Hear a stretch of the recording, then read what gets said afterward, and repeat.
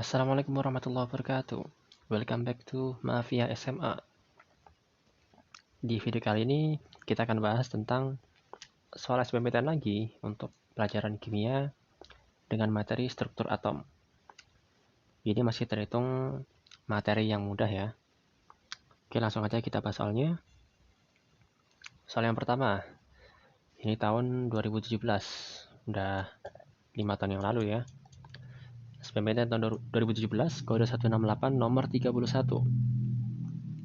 Unsur X memiliki nomor atom 19 dengan nomor massa 39.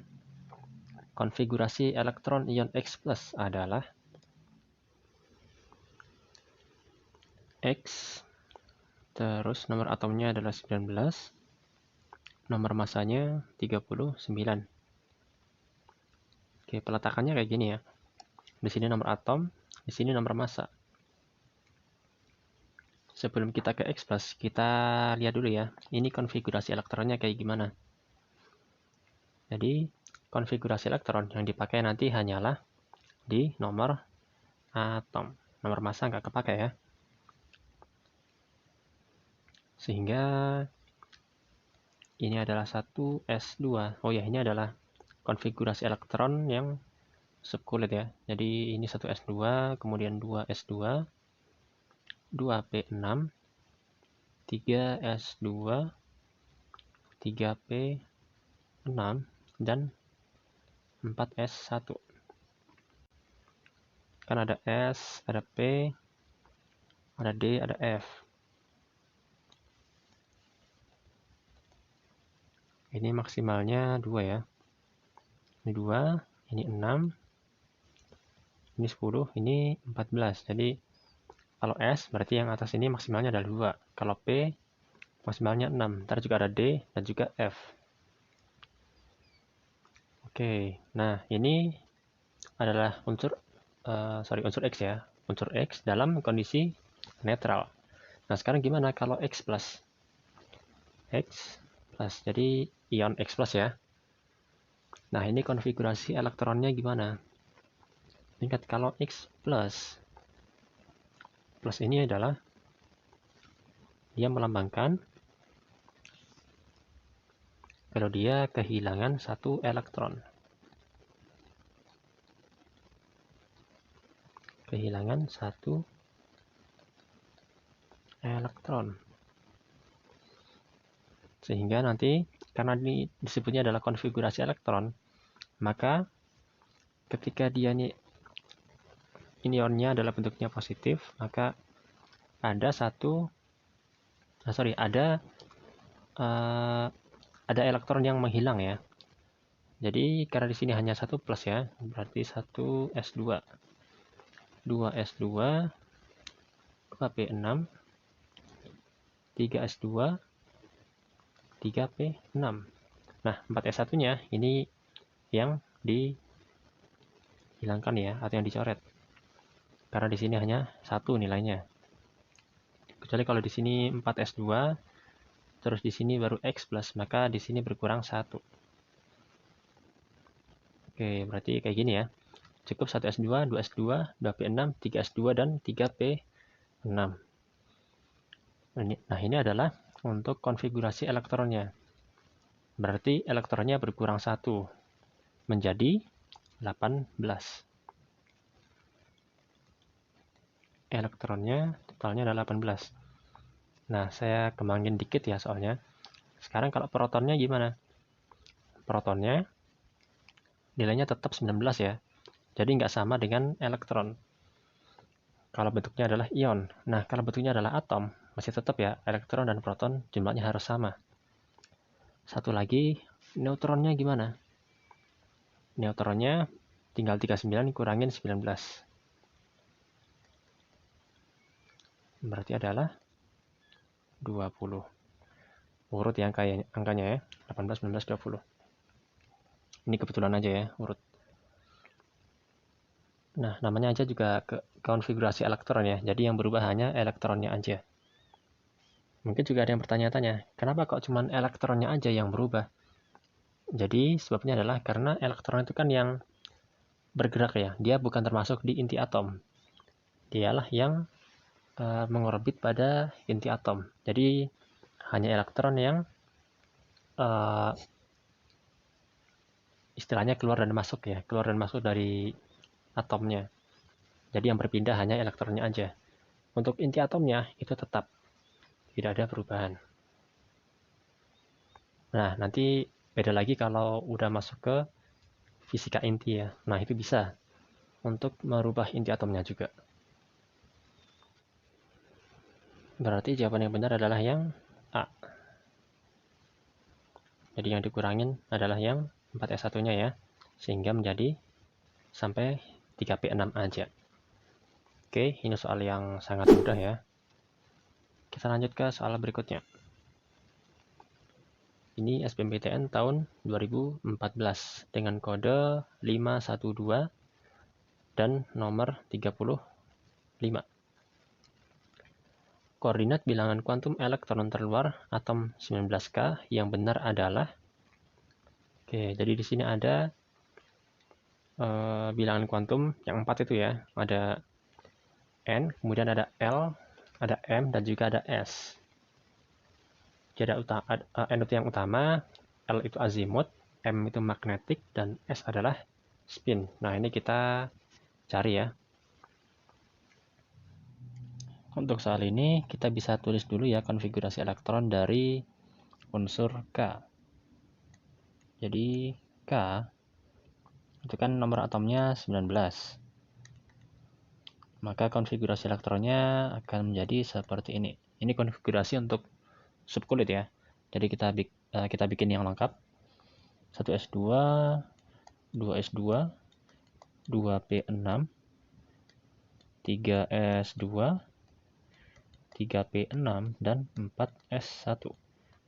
Oke, kalau kurang yakin boleh dihitung lagi nih ya, totalnya ada berapa. Yang jelas nanti hasilnya pasti akan 19 ya. Terus kita harus cari keempat bilangan kuantum. Nah, bilangan kuantum itu ada apa aja? Ada N, terus ada L, habis itu M, terus ada S. N ini utama, L ini azimut, M magnetik, dan S adalah spin. Untuk bilangan kuantum yang pertama, yaitu bilangan kuantum utama ya, atau yang N, itu kita tinggal lihat aja. Dia berada pada kulit yang keberapa. Nah, nanti bisa dilihat yang nomor kulitnya yang paling besar ya. Kadang kan ada tuh ya, setelah 4S1 nanti 3D sekian gitu ya. Nah, karena ini kan turun lagi tuh jadi 3. Tapi kita ambilnya adalah yang paling besar nomornya. Dimana itu menunjukkan periode dan juga dia berada pada kulit yang keberapa. Oke, jadi untuk unsur K, maka bilangan kuantum utamanya adalah 4 ya. 4. Oke, terus untuk azimut. Nah, azimut ini dia tergantung pada bloknya. Bloknya itu berada pada blok keberapa. Oke. Ini kulit ya. Ini kulit. Terus L tadi. Nah, ini adalah blok. Jadi kan ada 4 blok ya dalam tabel periodik. Ada blok S, ada blok P, kemudian blok D, dan blok F. Ya ibaratnya kayak di kota itu kan ada macam-macam bloknya ya, blok apa gitu. Untuk blok S, maka dia bilangan kuantum azimutnya adalah 0. Kemudian untuk blok P, dia 1, blok D itu 2, blok F adalah 3. Oke. Kemudian karena tadi adalah 4S ya, 4S, karena dia S berarti di sini L-nya adalah sama dengan 0. Kemudian untuk M, sekarang magnetik.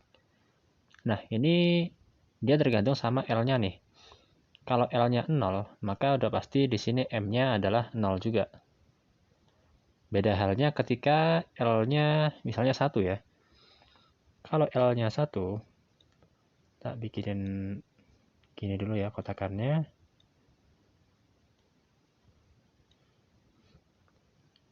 Kalau misalnya L-nya adalah 1, maka untuk magnetiknya dia bisa seperti ini, bisa +1, bisa -1 juga. Jadi langsung plus minusnya ya. Kalau misalnya dia 2, berarti di sini bisa nambah lagi +2 sama -2. Kalau dia L-nya 3, maka bisa nambah lagi +3 sama -3. Nah, untuk lokasinya ya. Untuk lokasi dari M-nya ini, dia tergantung sama konfigurasi elektronnya nih. Terutama untuk di elektron valensinya. Nah, terus dia ada di blok mana? Itu juga tergantung sama S-nya juga nanti ya. Nah, jadi untuk yang ini dulu ya. Yang 4S1. Untuk yang unsur K ini, karena dia cuman ada satu blok, otomatis ya udah cuman ini aja. Pasti dia akan ada di sini. Untuk 4S1 berarti kita baru ngisi 1 ya. 1 dulu. Otomatis di sini bisa +setengah atau -setengah. Oke, sekarang kita ambil contoh ya untuk yang ini. Untuk ini kan ada 3 kotak ya. Otomatis yang masuk ke sini adalah unsur pada blok P. Misalnya saya ambil contoh ya. Untuk yang sampai sini aja ya. 3S2 mungkin sampai 3P6. Berarti kita harus isi sampai penuh ya. Harusnya sih di sini bisa tambah satu lagi untuk yang blok S ya. Blok S di sini dipenuhin dulu. Terus untuk yang P6. Jadi di sini kita ambil 3S2 sampai 3P6 ya. Maka kita isi nih 6 kali saat. Tapi ngisinya harus sampai satu-satu dulu ya, sampai habis di sini. Jadi 1, 2, 3, terus 4-nya balik sini. 4, 5, 6. Nah, seperti itu.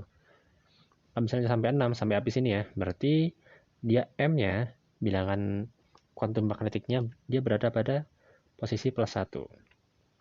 Kalau misalnya dia 3P5, berarti dia pada posisi 0 ya. Pada posisi 0. Terus, jika ini 3P4 atau 3P1, berarti dia bilangan kuantum magnetiknya ada di posisi -1. Oke, seperti itu ya. Oke, berarti kalau kita kembali ke soal, maka jawaban yang benar adalah yang C ya. Jadi 4, 0, 0 plus setengah atau 4, 0, 0 min setengah. Oke, ini sebenarnya masih cukup mudah juga soalnya. Kita lanjut lagi ke nomor yang berikutnya. Oke, ini terakhir ya. Ini kita mundur lagi ke tahun 2012 di mana namanya masih SNMPTN dengan kode 633 nomor 32. Ion K+ dapat membentuk senyawa ionik dengan unsur yang mempunyai konfigurasi elektron. Jadi 3 soal kita hari ini tentang struktur atom semuanya berkenaan dengan unsur K. Oke, kalau gitu langsung aja kita bahas soalnya. Untuk soal terakhir ini, kita tuliskan dulu ya konfigurasi elektron dari unsur K. Oke. Nomor atomnya 19 ya. Jadi konfigurasinya adalah 1S2, 2S2, 2P6, 3S2, 3P6, 4S1.